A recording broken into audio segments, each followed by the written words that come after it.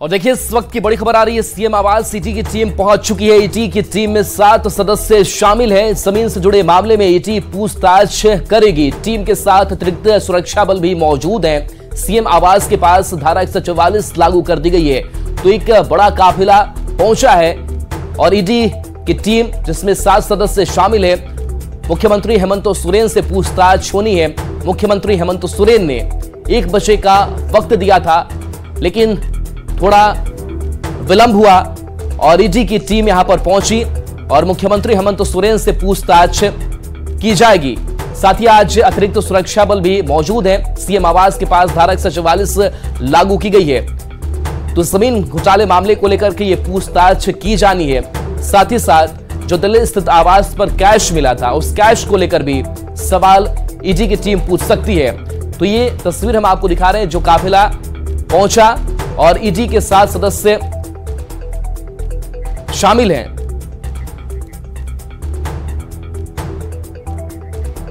तो झारखंड के मुख्यमंत्री हेमंत सोरेन से आज ईडी की टीम दूसरी बार सीएम आवास में पूछताछ कर रही है। रांची में बड़गाई अंचल के बरियातू में 8.46 एकड़ जमीन से जुड़े मामले में यह पूछताछ हो रही है।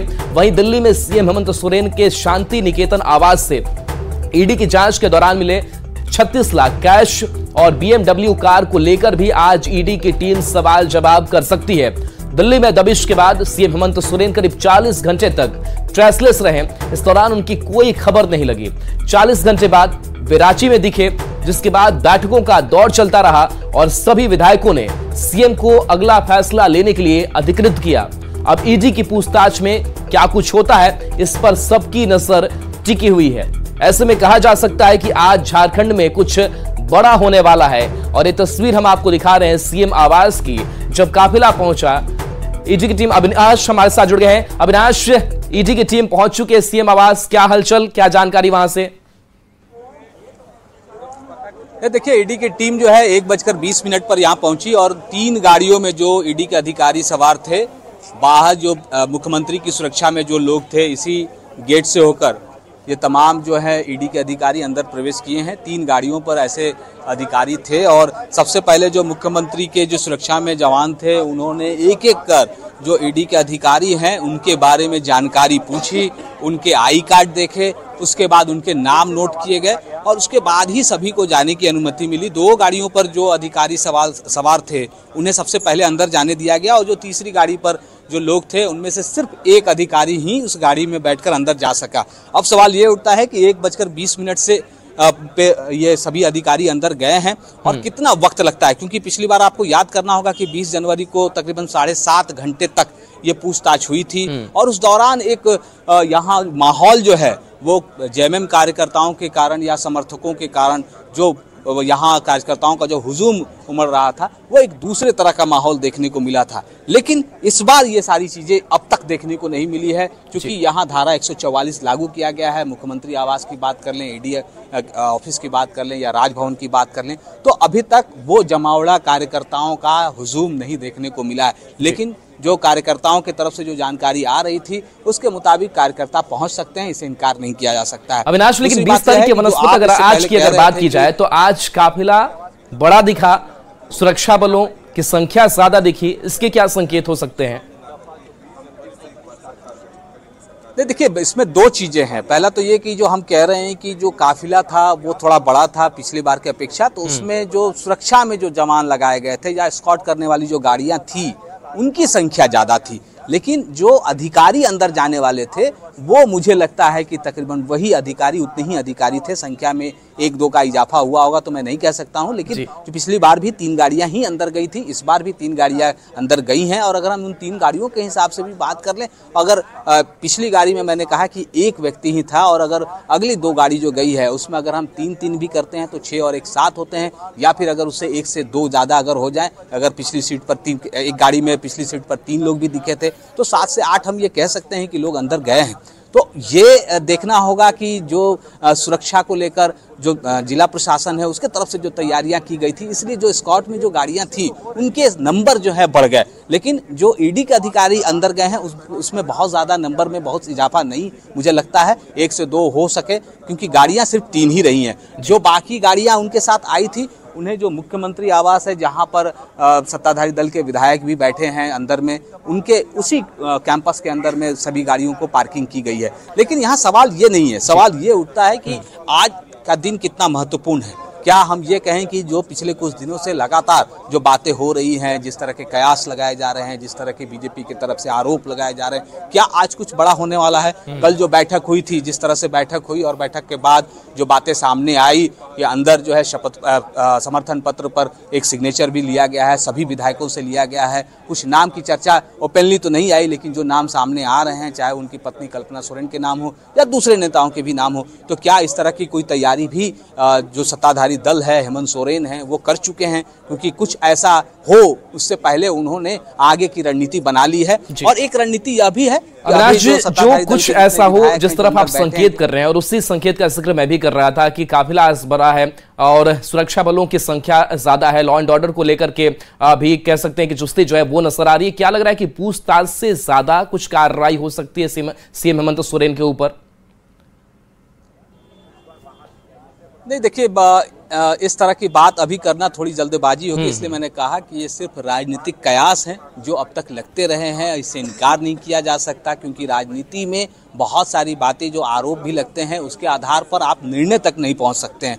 तो हम ये कह सकते हैं कि ईडी के द्वारा जो जांच की जा रही है, जो आज पूछताछ की जाएगी, ईडी कितना ज़्यादा सहमत हो पाती है मुख्यमंत्री हेमंत सोरेन के जवाब से, वो भी देखना होगा कि उसमें उनके जो सवाल होंगे उसमें कुछ इजाफे भी हो सकते हैं, सवालों में नए सवाल भी जुड़ सकते हैं। जैसे जो दिल्ली में जो वहाँ पर छापेमारी हुई, जो जांच हुई, जो गाड़ी जब्त किए गए, जो कैश वहाँ से बरामद किए गए, उन सवालों को भी इसमें समाहित किया जाएगा। उन सवालों का कितना जवाब मुख्यमंत्री हेमंत सोरेन दे सकते हैं? और फिर फिर से वही एक और सवाल आ रहे हैं कि आज भी जो पूछताछ होगी, अगर क्या ये आज जो पूछताछ हम लोग सोच रहे हैं या बातें हो रही है, क्या ये अंतिम पूछताछ है इस पूरे मामले में? तो ये थोड़ा वेट करना होगा, थोड़ा और वक्त लगेगा और आने वाले समय में, आने वाले घंटों में ये स्पष्ट हो पाएगा कि क्या ईडी के जो अधिकारी यहाँ पहुंचे हैं वो कितने देर तक मुख्यमंत्री हेमंत सोरेन से पूछताछ करते हैं। मुख्यमंत्री कई घंटों तक स्ट्रेसलेस रहते हैं और अचानक वो रांची सीएम आवास पहुंच जाते हैं, विधायकों के साथ वो नजर आते हैं। क्या इस बाबत भी ईडी के सवाल हो सकते हैं कि आप कहां थे, आपके बारे में कोई जानकारी नहीं मिल रही थी, आप कैसे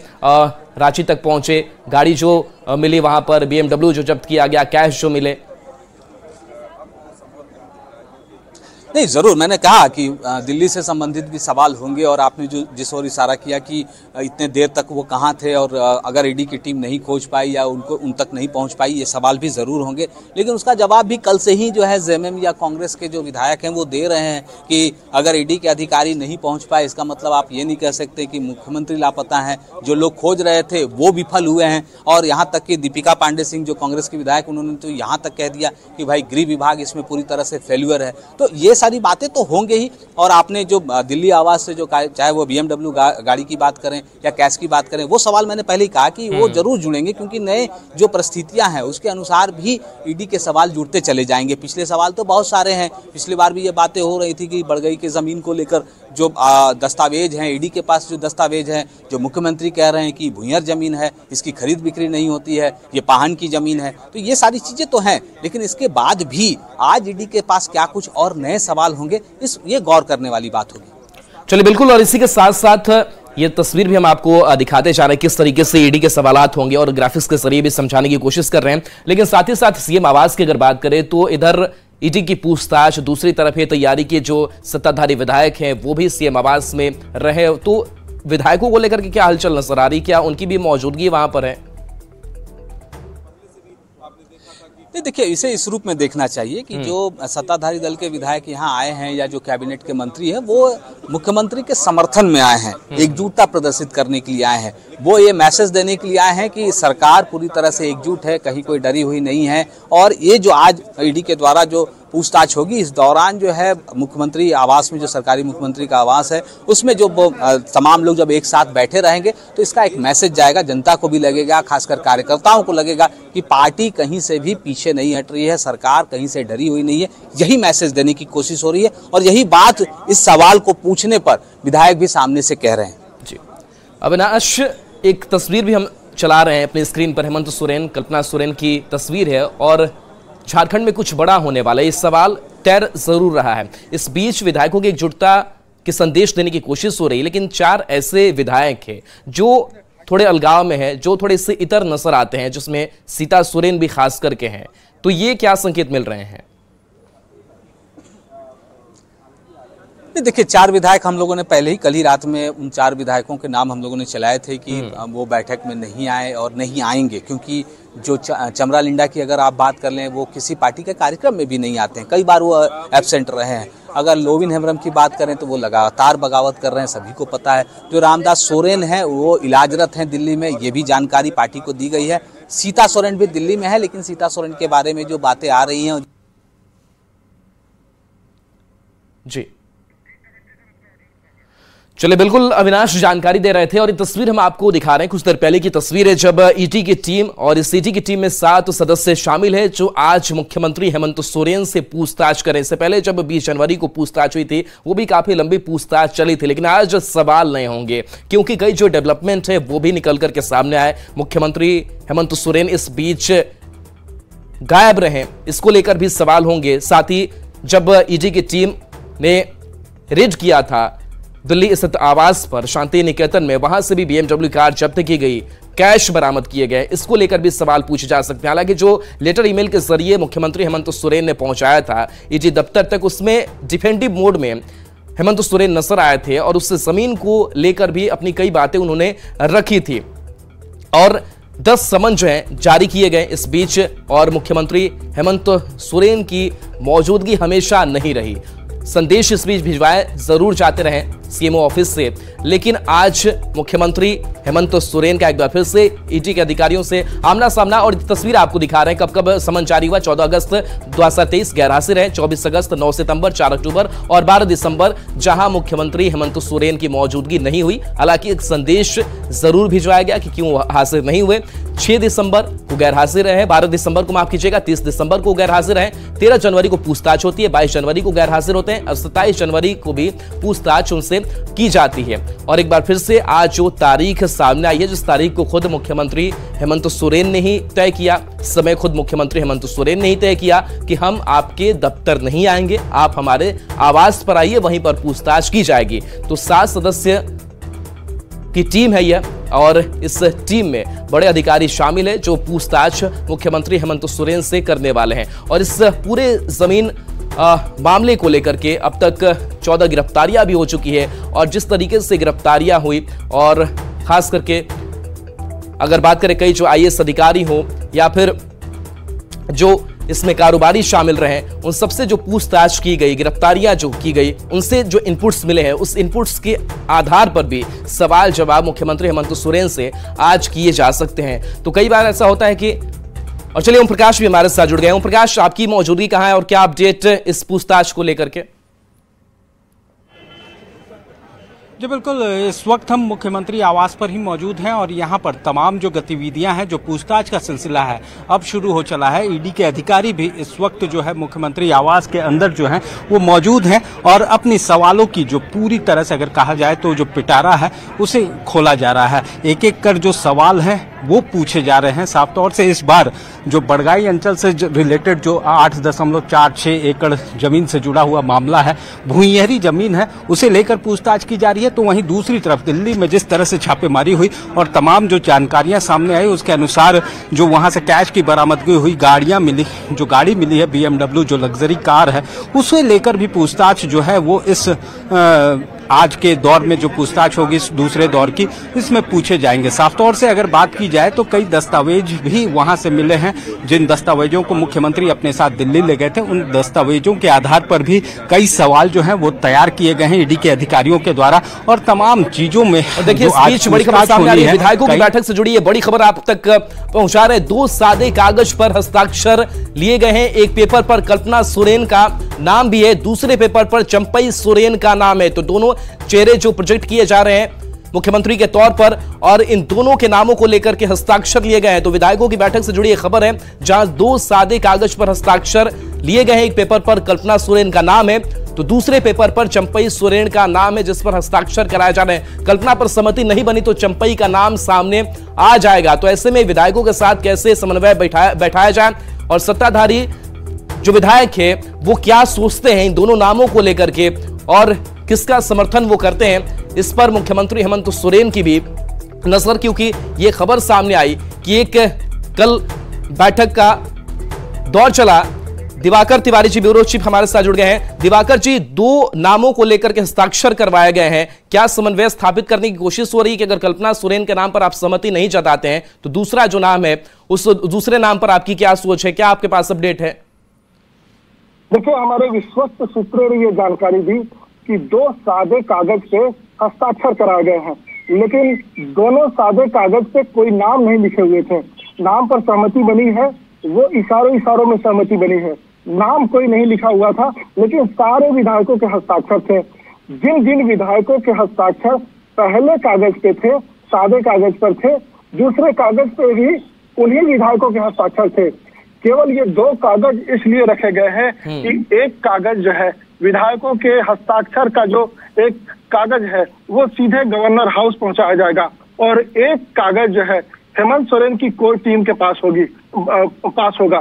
तो ऐसे में अगर हम हस्ताक्षर की बात करें तो अलग अलग कोई हस्ताक्षर नहीं है कि कुछ विधायक इधर हस्ताक्षर किए, कुछ विधायक उधर हस्ताक्षर किए, लेकिन एक प्लान बी के तहत मैं आपको बताना चाहता हूं कि अगर कल्पना सोरेन के नाम को लेकर कहीं कोई टेक्निकल गड़बड़ी हुई, यानी कि अगर उनके निर्वाचन में कहीं कोई दिक्कत आती है और गवर्नर हाउस में जब उनका नाम पहुंचता है और गवर्नर हाउस कम्युनिकेशन करते हैं इलेक्शन कमीशन ऑफ इंडिया में कि क्या जो सीएम की कुर्सी पर कोई व्यक्ति बैठ रहा है उसके निर्वाचन की स्थितियां बनती है, जो सीट खाली हुआ है क्या उस पर आप चुनाव करा सकते हैं, तो अगर गवर्नर कन्विंस होते हैं तो फिर बात आगे बढ़ेगी और 6 महीने का जो वक्त होता है, जो संविधान के नियमों के मुताबिक जो 6 महीने का वक्त दिया जाता है कि अगर आप किसी सदन के सदस्य नहीं हैं और आप किसी संवैधानिक पद पर बैठते हैं तो आप निर्वाचित होके 6 महीने के अंदर आ जाइए। तो अगर कल्पना सोरेन के निर्वाचन का कोई पेच फंसता है तो ऐसी स्थिति में जो वरिष्ठ नेता है जिनके नाम सामने आ, उसमें चंपई सोरेन और जोबा मांझी जो अभी मंत्री हैं और चंपई सोरेन भी मंत्री हैं, दोनों काफी खास माने जाते हैं जेएमएम में। ये वरिष्ठ नेता है चंपई सोरेन, इनकी जो क्रियाविधि है उससे हेमंत सोरेन काफी संतुष्ट है और गुरुजी के साथ सियासत करते रहे हैं, कोल्हान के बड़े चेहरे हैं, तो उनके नाम पर कंसीडर किया जा सकता है। दिवाकर, ये माने कि ये दोनों ऑप्शन, ये दोनों नाम राजभवन तक पहुंचाए जाएंगे, हस्ताक्षर दोनों पर बराबर ही हैं और दोनों नामों पर है।